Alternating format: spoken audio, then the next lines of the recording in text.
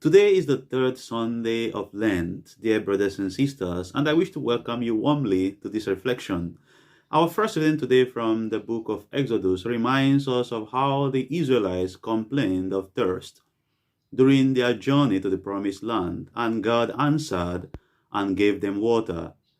In the responsorial psalm, we are reminded that God is our shepherd and we should go up to him.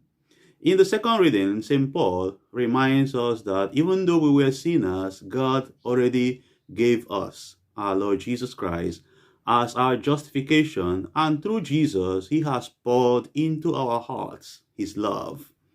Our gospel passage today is the encounter between Jesus and the Samaritan woman.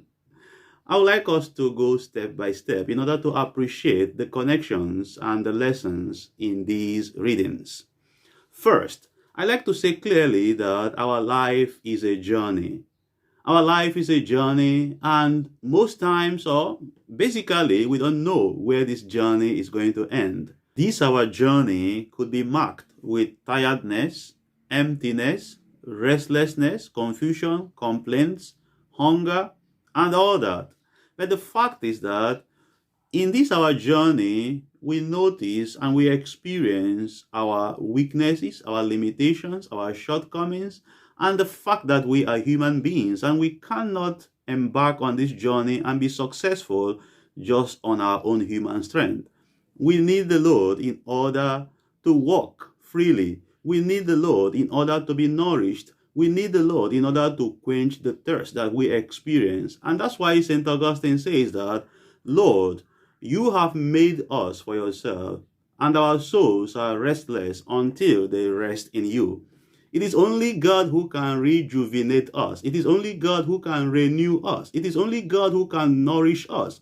It's only God who can satisfy us through this journey and in the course of this journey. If you look at the gospel today, you will see that John began by reminding us that Jesus was on a journey, and when he got to that well, he was tired. For the fact that John tells us about the humanity of Jesus, it simply means that John wants us to understand that Jesus understands our human dynamics. Jesus understands that we can be fatigued. He understands that we can be restless. He understands that we can be weak. He understands that we can be tired. And that's why it is important for us to understand also that Jesus was fully divine and fully human. In his fullness of humanity, he understands us clearly because he himself has passed through whatever we are passing through, except sin. So Jesus experienced everything that you and I may be experiencing, but he did not commit sin.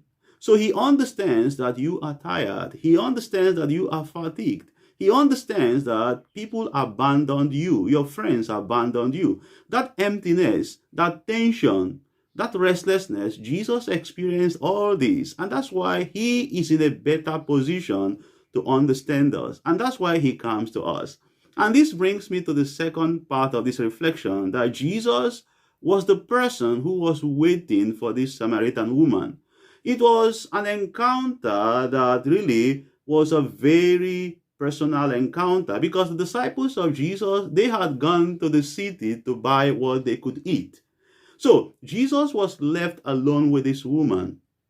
If you really want to encounter Jesus, or if you want Jesus to encounter you, you must find, or we must find, that solitude. We must find that time that we spend alone with Jesus. Jesus was the one who was waiting for this woman. Jesus understands us, as I mentioned. So he comes to us. He comes and waits for us at that point when we are really vulnerable. He waits for us at that point when our strength fails us. He waits for us that moment that we, demonstrate our limitations and shortcomings as humans. He waits for us in order to lift us up. He waits for us in order to transform us. He waits for us in order to uplift us. He waits for us in order to nourish us. He waits for us in order to satisfy us. And that's why Jesus was waiting for this woman. It was not by coincidence or accident that Jesus encountered this woman. Jesus already knew this woman. Even though our gospel passage today did not include the part where the woman got married to 6 husbands. But the fact is that Jesus waits for us at that moment of our emptiness, at that moment of our restlessness, at that moment that we feel fatigued. Remember, in this gospel, it was Jesus who first spoke to this woman.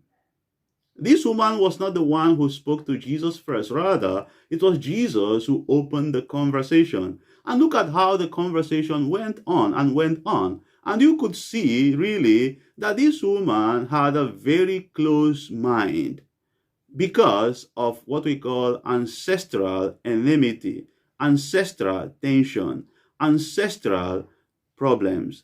If you listen carefully to what this woman was saying to Jesus, you understand that she has been fed with a lot of ancestral poison. When I say ancestral poison, just like as our parents usually tell us stories of how this uncle was bad, that auntie was bad, we feed our children with all kinds of ancestral, intergenerational, poison. And because of this, we intentionally or unintentionally implant in our children that ancestral hate.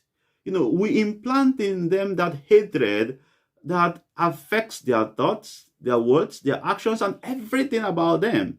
So why were the Jews and the Samaritans in enmity?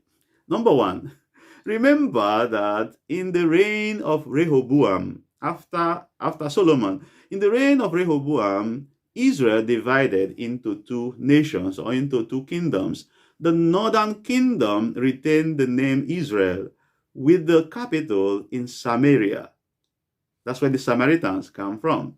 Now, Judah became the southern kingdom with the capital in Jerusalem. Remember, the temple was built in Jerusalem by Solomon. Now, the second reason why they were enemies was simply because the Samaritans, refused, because in the time of Jeroboam, who became the first king of the northern kingdom, he refused to allow his people to go up to Jerusalem to worship.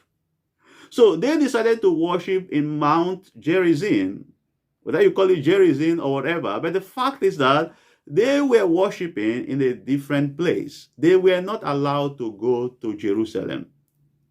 Another reason why remember, these people were Jews also, but the typical Jews call them half-breed Jews, or they call them dogs. The reason why they referred to the Samaritans as dogs was simply because when Samaria was conquered by the Assyrians, they got into intermarriage with the Assyrians. And you know that a typical Jewish person forbids any kind of intermarriage between a Jew and a non-Jew. So, a typical Jew believes that the Samaritans have been mixed up. They have been polluted by the fact that they opened up to, intermarriage with the Assyrians. So this is the root of this enmity. And this young woman was really in full of this, this venom was really full in her. And that's why she said to Jesus, "How can you, a Jew, ask me, a Samaritan, to give you water? Don't you know we are not friends?" This is something that happened many, many, many years ago. Yet, this woman was still carrying this wound. Many of us are wounded in this journey of life. Many of us are broken in this journey of life. And we need Jesus to come into our life to repair us, to heal us, and to rejuvenate us. And that's why Jesus was waiting for her, to heal her, to reconcile. Because the presence of Jesus at that well of Jacob was a presence of reconciliation. That Jesus came there intentionally to unite the Jewish people and the Samaritans. And that's what we are doing in this Lenten season. A Lenten season is a moment of reconciliation, a moment we abandon whatever separates us in order to embrace that which unites us. If you listen carefully to the conversation between Jesus and this Samaritan woman, you will see or you will notice that divine patience. Many times, this woman misunderstood what Jesus was saying, but Jesus kept on, going on and going on and going on until eventually this woman realized that the person who was speaking to her was the Messiah that she said, we are waiting for the Messiah. And when he comes, he will do this and do that and do that. And Jesus basically said to her, I am. The same divine utterance, the same divine expression that God used when he encountered Moses in Exodus chapter 3. I am. The name of a person, as we know, is the totality of the identity of that person. At this moment of Exodus, God was basically telling the Jewish people that I am. I am eternally present with you. I am trustworthy.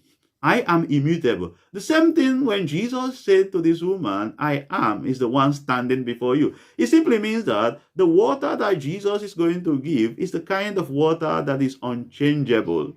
That water can never be controlled by our sinfulness or our holiness. But that water is objectively real. It can never be changed. It can never be thwarted. And that's what it really means, that the presence of God in our life cannot be contaminated by any other thing because God is absolute. And when he comes into our life, our restlessness will end, our emptiness will end.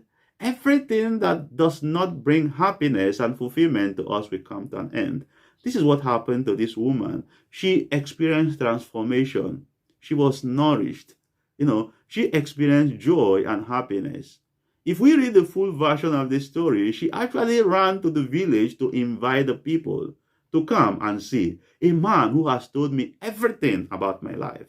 And when they came, you know what happened. So Jesus knows exactly whatever you thirst for.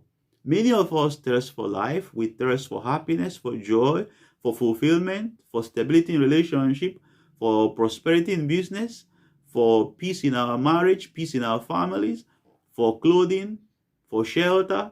There's so many things we thirst for, and Jesus is fully aware of this.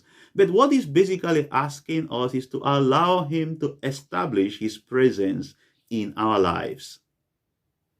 And when he establishes his presence in our lives, then we can enter into a relationship with God. Once we are able to enter into this relationship with God, every other thing will follow. Whatever you're thirsting for will be given to you. This fact can be seen also in the Gospel according to St. Matthew, where Jesus says, seek first the kingdom of God, and every other thing will be added unto you.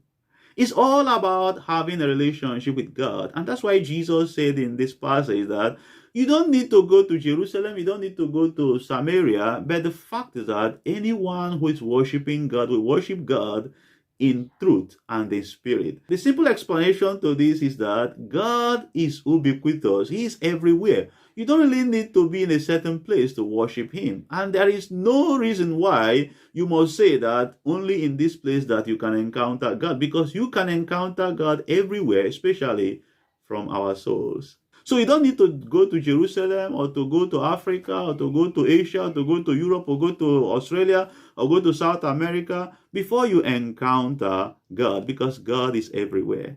So my dear brothers and sisters, as we celebrate this Sunday, let us allow Jesus to encounter us because he understands us. As the Samaritans who later joined Jesus, the disciples and this woman said, we did not believe because you said anything to us, dear woman, but we have believed because we have heard him and we have experienced him.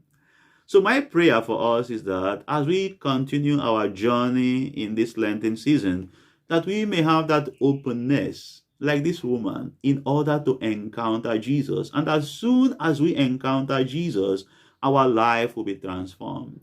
Remember, John did not mention the name of this woman. It could be you. It could be me. As we reflect on this encounter with Jesus that transforms and the fact that the Samaritans allow themselves to encounter Jesus and allow Jesus to encounter them, let us also learn a lesson from this.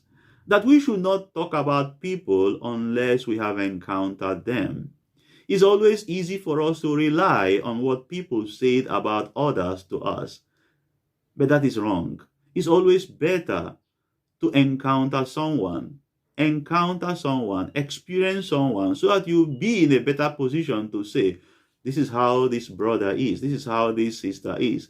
Do not rely on what people say about other people. That is prejudice, that is bias. But allow yourself to encounter people directly. And by that, you will know who they really are.